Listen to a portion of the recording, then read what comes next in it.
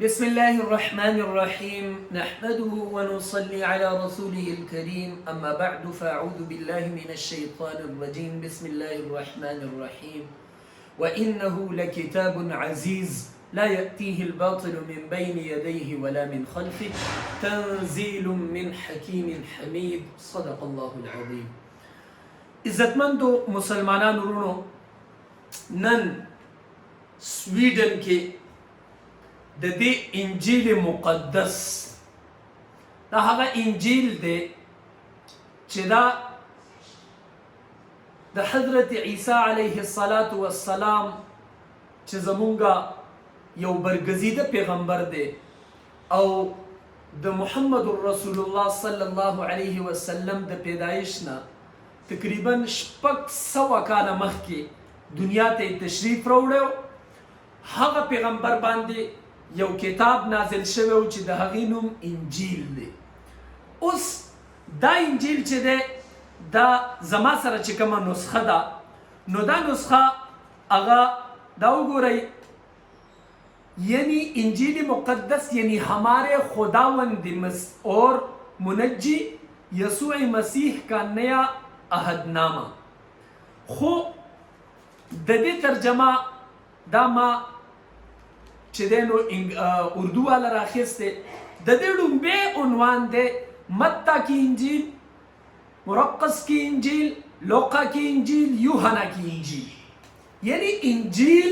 یو نه دی. د دې باوجود د قرآن مجید چې کومه بې حرمتي په سویډن کې شوې وه او د دغې بې حرمتۍ خلاف پوره دنیا یک زبان شو. خو په دغه ټایم کې نن یو مسلم نوجوان چې هغه د سویډن په هغه ځمکه باندې اوسیږي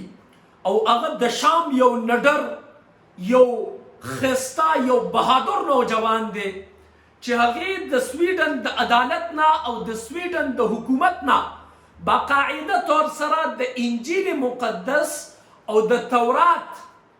د دې د سوځولو اجازتنامه راواخیسته، ګورنمنټ وله اجازت ورکړه او د هغه اجازت په تناظر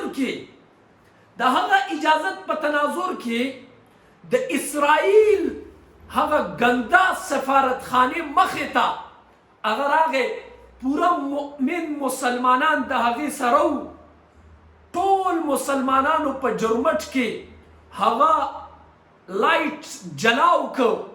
او هغه اکا ټایم کې انجیل او تورات د هغه په لاس کې و هغه دا سوځولی شو په یو منټ کې ځکه چې د ګورنمنټ نه یې اجازت اخیستی و، د عدالت نه یې اجازت اخیستی و، هغې ته هېڅ مسله نه وه. خو هغه اکدم دا انجیل مقدس د خپلې سینې سره لګو کو او هغه صرف دا آواز ورکړ چې ای خلقه مونږ ستاسو د کتاب عزت او عظمت کوو. دا کتاب هم په یو برګزیده پیغمبر باندې نازل شوی دی او تورات هم په یو برګزیده پیغمبر حضرت موسی علی نبینا و علیه الصلاة والسلام باندې نازل شوی دی. د دې د وجې نه مونږ د دې توهین نشو کولی، مونږ دا هم د سینې سره میلاوو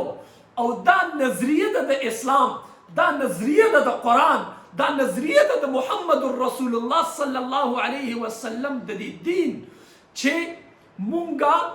د نورو کتابونو هم عزت او عظمت کو. چې څنګه مونږ د نورو کتابونو عزت او عظمت کو،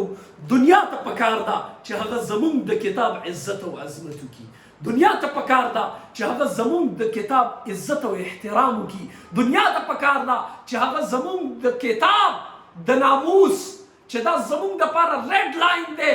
قرآن مجید چې دا زمونږ دپاره ریډ لاین دی، د دې عزت او احترام دی وکړي. که د دې عزت نشي کولی قسم په خدای یو صلاح الدین ایوبي به راپاڅي او د سویډن ګورنمنټ به هم نه وي، د سویډن حکومت به هم نه وي، اسرائیل به هم نه وي، هر یو شی به تباه او برباد کړي. د دې د وجې نه مونږ تاسو ته یو ځل بیا دا ریکویسټ کوو، درخواست کوو چې څنګه دا یو مسلم نوجوان د سویډن هغه ثابته کړه چې مونږه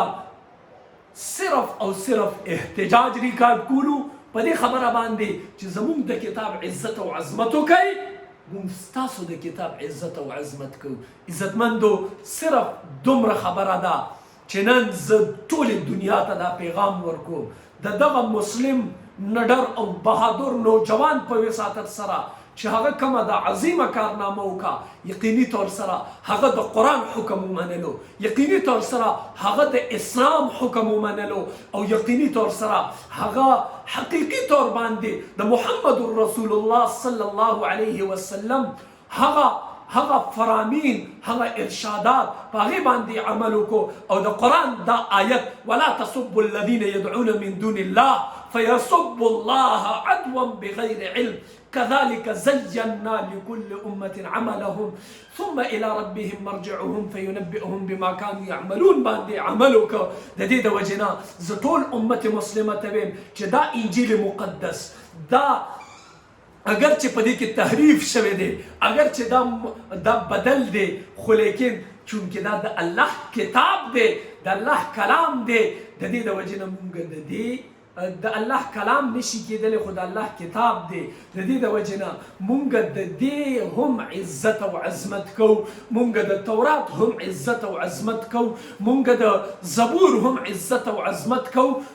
ای خلقا، ای د دنیا ټول مذهبونو والا، تاسو زمونږ د قرآن عزت او عظمت وکئ. ډېره ډېره مننه. السلام علیکم ورحمة الله وبرکاته.